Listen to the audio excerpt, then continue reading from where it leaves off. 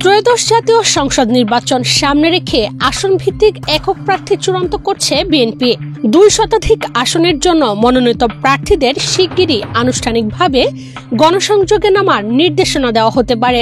আনুষ্ঠানিকভাবে প্রার্থী ঘোষণার পর বিদ্রোহী প্রার্থী যেন না হয় সেজন্য দলের পক্ষ থেকে কঠোর নির্দেশনা দেওয়া হচ্ছে। গুলশানে বিএনপি চেয়ারপারসনের কার্যালয়ে প্রতিদিন বিভিন্ন আসনের প্রার্থীদের সঙ্গে ধারাবাহিক বৈঠক হচ্ছে। এসব বৈঠকে ভার্চুয়ালি যুক্ত হচ্ছেন দলের ভারপ্রাপ্ত চেয়ারম্যান তারেক রহমান। বৈঠক থেকে প্রার্থীদের নির্দেশনা দিয়ে বলা হচ্ছে, দল যাকে মনোনয়ন দেবে তার পক্ষে সবার কাজ করতে হবে। বান্ডেল থাকলে প্রতি সেনমানিতে টাকা বাঁচবে। বিকাশ সেনমানি বান্ডেল কিনে জিতুন প্রতি লেনদেনে।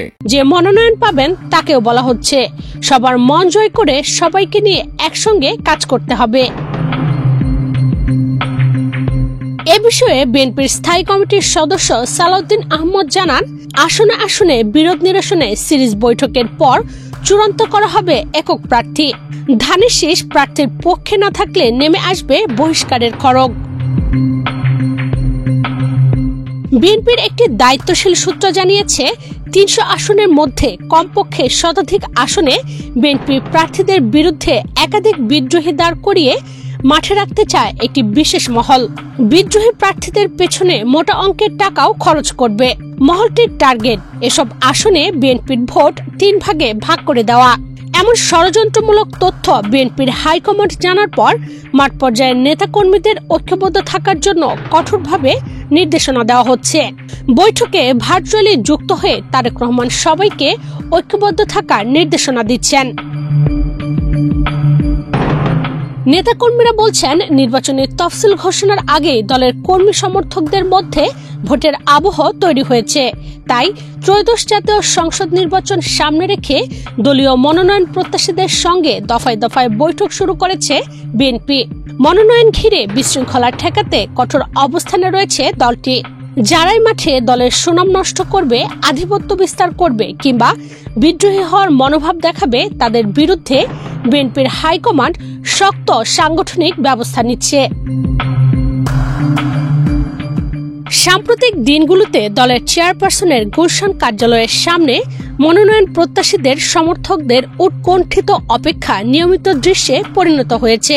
বিশৃঙ্খলা এড়াতে এবার আগেভাগেই সতর্কতামূলক ব্যবস্থা নিয়েছে দলের হাইকমান্ড।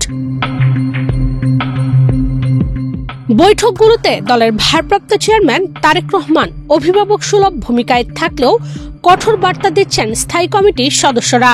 বৈঠকের শুরুতেই দলের সিদ্ধান্ত অমান্যকারীদের বিরুদ্ধে করা সাংগঠনিক ব্যবস্থা নেওয়ার হুঁশিয়ারি দেন তারা। তবে তারেক রহমান দেশ ও দলের বাস্তবতা তুলে ধরে মনোনয়ন প্রত্যাশীদের ধানের শীষ প্রতীকের পক্ষে ঐক্যবদ্ধ থাকার নির্দেশ দেন।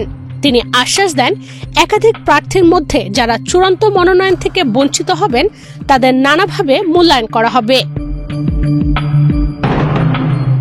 এ প্রসঙ্গে বিএনপির কোষাধ্যক্ষ ও সাবেক সংসদ সদস্য এম রশিদুজ্জামান মিল্লাত জানান, মনোনয়ন ঘিরে বিশৃঙ্খলা ঠেকাতে বিএনপি এখন কঠোর অবস্থানে। যারাই মাঠে দলের সুনাম নষ্ট করবে, আধিপত্য দেখাবে বা বিদ্রোহী মনোভাব দেখাবে, তাদের বিরুদ্ধে হাইকমান্ড শক্ত সাংগঠনিক ব্যবস্থা নেবে। এই মুহূর্তে প্রার্থী বাছাই ও দলীয় শৃঙ্খলা রক্ষা দলের জন্য বড় চ্যালেঞ্জ।